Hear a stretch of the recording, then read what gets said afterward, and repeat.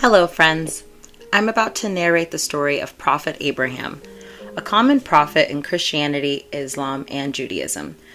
3 major religions, 1 prophet. Sounds like the setup for a theological sitcom. Religion recently has become something that is being exploited terribly by politicians and media to spread fear amongst people. Because nothing says unity like arguing over whose invisible friend is better. Using religion alone, hatred is being spread among people, and I think videos do a good job of countering it. The more people from different religions that learn about other religions, the more we'll be able to relate to each other. Because nothing builds brotherhood like sharing confusion, genealogies, and ancient divine laws. The more love and brotherhood will develop amongst people. So let's start today's story, which is common in 3 religions. As always, please dim those lights or flip that phone. Just listen and let the narrative unfold. Let's get started. Many people believe that Prophet Abraham was the first figure to preach monotheism. Monotheism means to believe in only one God. Its opposite is polytheism, or as I like to call it, God's Olympic team versus God's solo act. Polytheism means that you believe that there are many gods. Monotheists say that there is only one God. These 3 religions, Christianity, Islam, and Judaism, are classified as Abrahamic religions. And the word Abrahamic is derived from the prophet Abraham. Many people believe that Prophet Abraham was the first prophet. Especially Jews believe this. Many Christians also believe this. It's like the original who did it first debate long before TikTok. But on the other hand, some Christians say that it's not Abraham, but Enoch who was the first prophet. Genesis chapter 5, verse 22 says that Enoch walked with God for 300 years. Genesis is actually the first book of the Bible. Enoch is said to be a descendant of Adam, and Adam is believed to be the first human being by the believers of these 3 religions. Muslims believe that Adam was the first prophet. Because being the first human wasn't impressive enough, he also needed a promotion. So let's start our story, the story of Adam and Eve. You must have heard the names Adam and Eve somewhere. Adam is also called Adam, and it is believed that God created him from the soil. God gave him breath and he became a living being. Throughout this video, I will use different words to refer to God, but they will mean the same entity because we are talking about monotheism, so irrespective of the word, we're referring to the one God.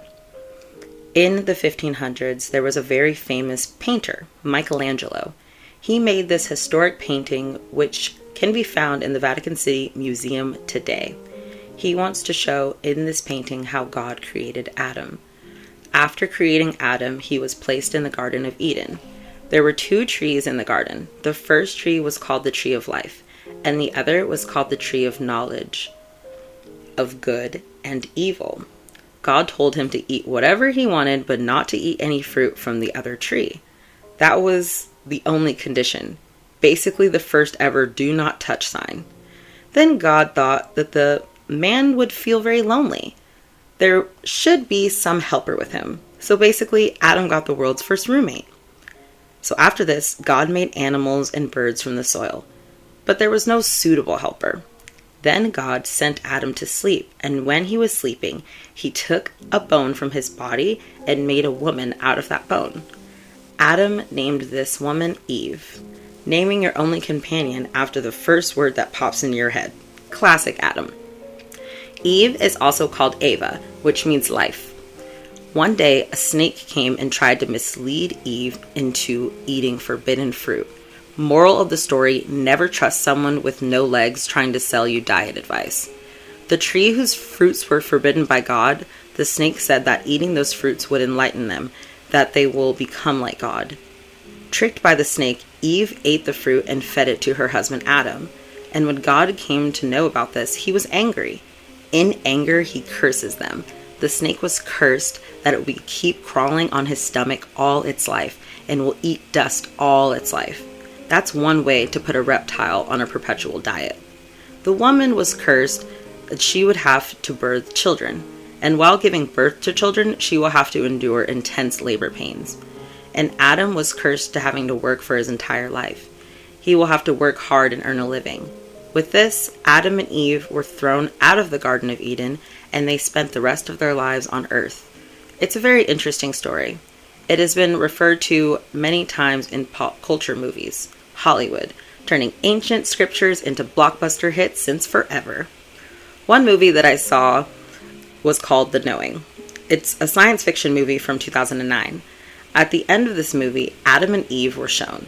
But if we move ahead in our story, after thousands of years, the population of humans increases on Earth, and God starts looking at humans. Seeing everything, God thinks that humans had become very evil. They were becoming worse. God starts regretting creating humans, who turned out so evil. He decides to wipe out the whole Earth. When in doubt, just reboot the whole system.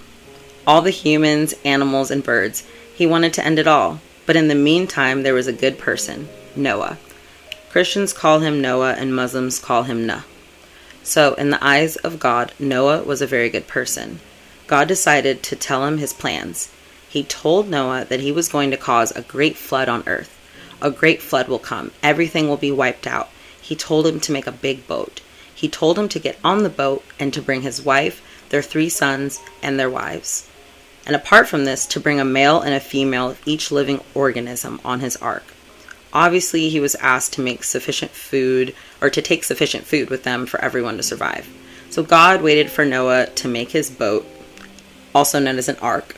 When it was completely built, there was a flood on the entire earth. It rained continuously for 40 days and 40 nights. Everything on earth was submerged underwater for 150 days. But Noah's ark was afloat on the water, and the people on it were alive. Finally, the boat reached the mountain of Ararat. It was the only dry land. With time, the water starts receding, and all the people on this ark came out and got a new chance to live. I would like to refer to another science fiction film which had an indirect reference to Noah's Ark, the film 2012. At the end of this film, everything was submerged underwater, but some ships were built in which some people were able to survive. If you notice, many Hollywood films have parts of the story which are inspired by religious scriptures. Many of them are direct films, like the film Noah, which is based on this story. In our story, Noah made an offering to God. He asked God to promise that he will never destroy life like that again. Now, the interesting thing is that there's a similar story in Hinduism, the story of King Manu. A small fish asked for protection from King Manu, and when the king saved it, the fish kept growing. According to the Puranas, the fish was actually Matsya, the incarnation of Lord Vishnu. This fish tells King Manu that a big flood was about to come and everything will be destroyed. It tells him to make a boat to survive. So King Manu built a huge boat which carried many living creatures, plants, and septarshis. And when the great flood came, they could survive because of the boat. The Matsya Avatara guided them safely to the Himalayas. Now, another mind-blowing thing is that in the ancient civilization of Mesopotamia, there is a similar story written in the scriptures found there, the Sumerian epic of Gilgamesh, Tales of the Great Sage, Unthamatish, who was warned about a great flood. He saved his relatives, living creatures, and food in a huge boat. Not only that, in Greek mythology, due to the anger of god Zeus, a great flood comes. Deucalion was warned about this flood by his father Prometheus. Deucalion and his wife built a boat to escape the flood. Moving on with the story, we come to Abram. There is a famous story of Abram when he broke the idols. This story is not mentioned in the Hebrew Bible, but it is mentioned in Midrash Genesis Rabbah chapter 38. Midrash is basically a commentary on the Bible by a Jewish rabbi. We will find the story in chapter 21, verses 51 through 70 of the Quran, with some differences. The basic story is that it was the era when people used to worship idols. Abram's father, Terah, was a man who made the idols and worshipped them. One day, Abram's father went on a trip far away and left Abram in charge of his shop. A man came to the shop to buy an idol. Abram asked him for his age. 50 years, said the man. 50 years, said Abram. Abram said that a 50-year-old man would be worshipping an idol, which is not even older than 1 year. Basically a midlife crisis in ancient times. Hearing this, the man was embarrassed and left the shop. On another occasion, when no other person was present, Abram picked up a stick and broke all the idols. And then he placed that stick in the hands of the biggest idol. When people returned, they were shocked. Some say that Abram must have done it because he always criticized worshiping idols. They asked Abram why he did it. Abram replied that the idols were actually fighting with each other, and that the biggest idol picked up the stick and broke all the smaller idols. Abram told the people to ask the biggest idol why he broke the others. People called out his bluff. They said that the idols cannot fight with each other, neither can they speak. So Abram asked, "Why do you worship these idols when these statues cannot speak or do anything? You will not find or gain anything from it, nor will you suffer any loss from it." Abram was ordered to go into a big fire. And if Abram was right, the real God would save him. So Abram went into that fire and God saved him. Because of this story, idols are not worshipped in Judaism and Islam. Some conservative Muslims, in fact, some conservative Hindus, also say that because Hindus worshipped idols, Hindus are kafirs for Muslims. How true is this? If you look closely, Hindus don't worship idols. They worship God through the idol. It's like you remember your father by looking at his photo. You remember your father through the photo and show him your love. But it doesn't mean that you forgot your actual father and start showing love only to the physical photo and start remembering the photo. Similarly, every Hindu knows that God is being worshipped through the idols. The physical idol is not being actually worshipped. It's like using a Wi-Fi router. You're connecting through it, not worshiping the box. Akara Parishant gave a good answer to this when I spoke to him. The idol has been a successful experiment. The idol has been a good means to reach the formless, and when the idol is worshipped, it is never said that the idol is the true God. It is said that I will use this idol to reach the true God. I will use the idol to reach the formless. Even Christians do not consider this to be wrong. This is the reason why you will find Jesus and Mary's idols in many churches. Many passages are cited by them to prove this. Chapter 20, verse 4 and 5 in Exodus of the Hebrew Bible. It is written that God has forbidden to make idols of any other thing. He has forbidden bowing down before idols. It should be noted that it is not God's idols. It is forbidden to bow down before idols of other things. Now, let's move 5 chapters ahead. Chapter 25, verse 17 to 22 says, God himself commands Prophet Moses to make a mercy seat of pure gold. Because if you're going to sit, it might as well be on something comfy. To make idols of cherub on both sides, God says that he will speak to Moses from among these statues. This is not the only example. Another book, Hebrew Bible Ezekiel, chapter 41, verse 25, read the description of the Temple of Jerusalem. There were carvings of cherub and palm trees on the doors and walls. So it doesn't seem like God has a problem with us using his photos or making his idols, as long as we use those things to worship God, not to worship those idols or photos. Quran Surah 4 Ayat 48 is often quoted as the quote to show that Quran is against making idols. Here too, we see that do not associate partners with God, that is, don't worship anyone other than God. The sentiment is seen in chapter 31 ayat 13 of the Quran. Worship only God, so to say that all Muslims consider all non-Muslims to be kafirs is a wrong notion. The people who want to spread hatred are the ones who spread such misinformation. The meaning of the word Islam is submission before God, submitting before God. And the meaning of the word Muslim is the one who submits before God. That is why, from the perspective of a liberal Muslim, any person who believes in any religion is a Muslim. Because in his religion, whatever name he has given to God, he is worshiping the God and submitting to him. This is not my personal opinion. This is how it is. Even at that time, there were many other religions in Arabia. If you see chapter 2, verse 62 of the Quran, it says that Jews, Christians, and Sabians were counted among the believers.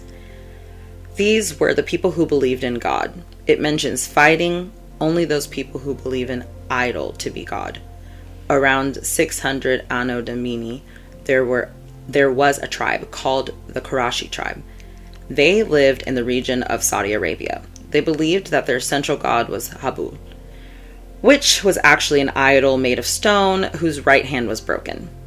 Qurayshi tribe replaced its hand with a golden hand, with a hand made of gold.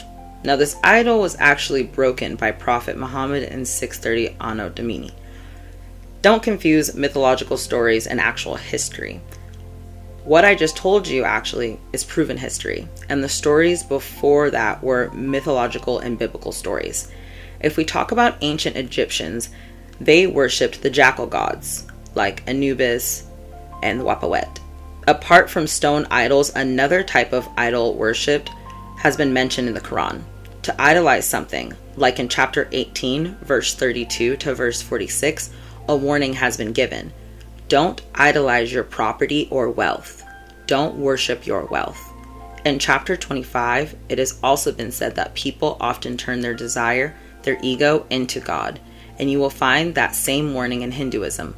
All people have been created by that God. Similarly, if we talk about the other meaning, then in the text of different religions, whether it is Hinduism, Buddhism, or Christianity, it is mentioned in the scriptures to never idolize your ego, to never worship your material desires or wealth. So you can see how these things mentioned in different religions align with each other, how similar these religions are to each other fundamentally. But one thing is worth mentioning. Even though in Islam, Christianity, or Judaism, the people of other religions are not kafirs, but atheists are definitely kafirs. People who don't believe in any god are definitely called kafirs. Why am I saying this? Because the word kafir means the same thing. Kufr means disbelief, and kafir means one who disbelieves in God. What is actually written in religious scriptures? Quran chapter 9 verse 5 says, "Kill the mushrik," meaning disbelievers, wherever you find them. You will find such lines in many religious scriptures. Hebrew Bible, Book 1, Samuel, chapter 15, conveys the message of God to Saul. Now go attack the Amalekites and totally destroy everything that belongs to them. Do not spare them. In Christianity of Gospel, Matthew chapter 10, verses 34 to 36, Jesus tells his disciples, "Do not suppose that I have come to bring peace to the earth. I did not come to bring peace, but a sword." Apparently Jesus was more into fencing than we thought.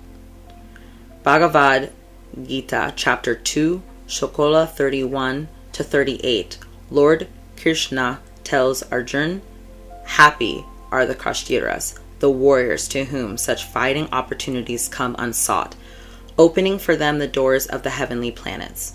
Such calls for violence can be found in almost every religious scripture. If I start explaining all of it, it will be a long video.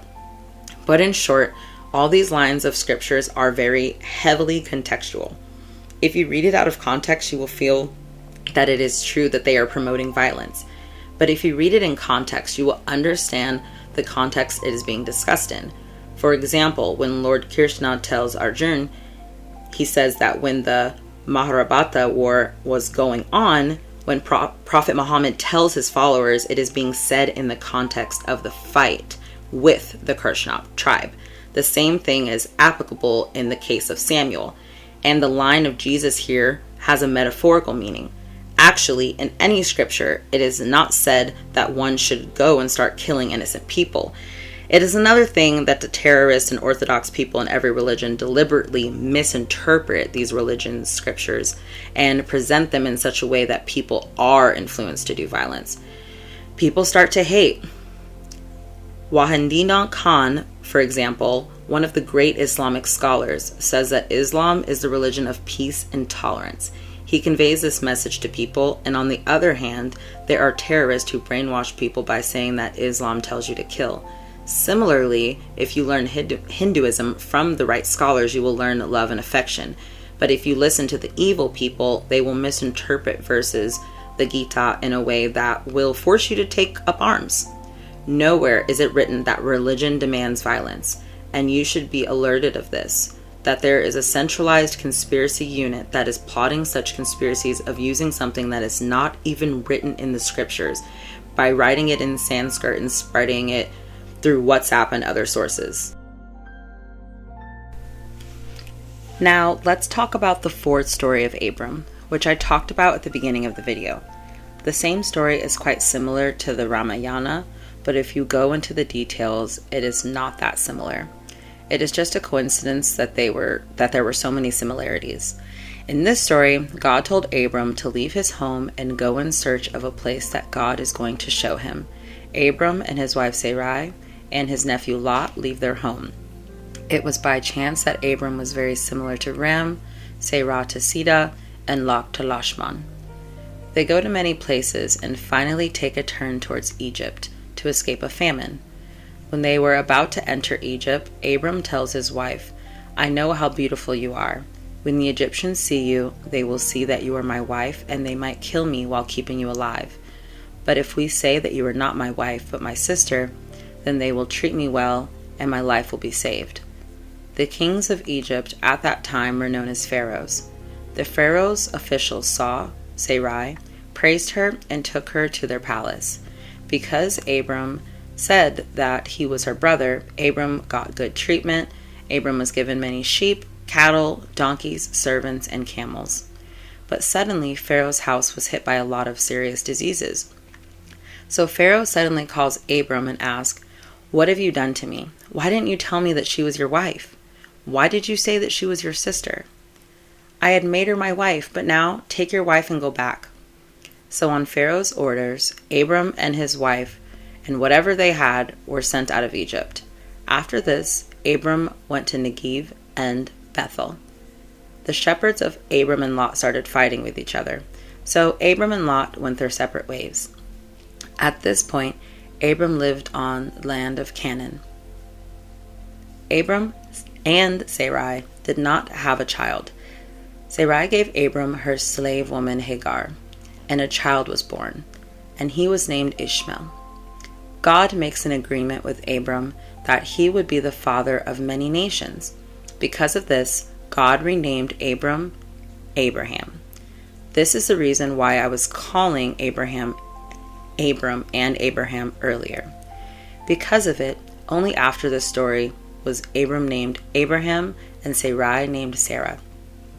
God promised Abraham all the land of Canaan.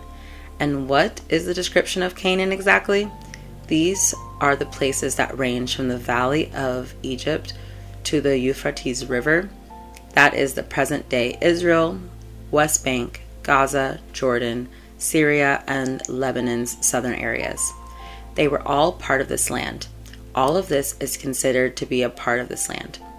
What is the connection with actual history, though? When the Zionist movement started in Israel, the Zionists said that the land promised by God was for the Jews. So when Jews were prosecuted in Europe for centuries, they moved here in 1900 after that.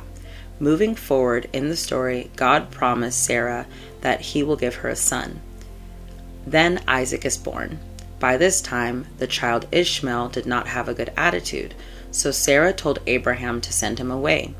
Abraham was hesitant about whether or not to send his son away. But when he asked God, God told him to send Ishmael away. The slave woman Hagar went with her son Ishmael to the desert. God arranged water for them and promised Hagar that one day her son will make a great nation. Jews and Christians believe that they are descendants of Isaac. Muslims believe that they are the descendants of Ishmael. This is the point that the story of these Abrahamic religions start to separate from each other. Jews believe that Isaac had a son named Jacob, who was later renamed Israel, and that Israel was actually the ancestor of the 12 tribes of Israel. That's why today all the Jews believe that they're actually the descendants of Isaac's son Jacob. On the other hand, in Christianity, Jesus is the most important prophet. Christians believe that Jesus is actually the descendant of Isaac. And because they believe in Jesus, they consider themselves a spiritual descendant of Isaac. Third, Muslims believe that Abraham and Ishmael together built the Kaaba in Mecca, which is the most sacred site of Islam. That's why Muslims trace back their spiritual lineage to Ishmael. So these were some interesting stories about these three Abrahamic religions. You can comment below whether you like them or not. If you like them, what other religious videos would you like me to make? There are many stories to tell. The story of Prophet Joseph, the story of Moses, the 10 Commandments, and the conquest of Canaan by Joshua, and the fast forwarding to the stories of Prophet Jesus and Prophet Muhammad. And apart from this, there are other religions like Buddhism, Jainism, and Zoroastrianism. On which religion would you want the next video to be? Tell me in the comments. Have a good one, you guys.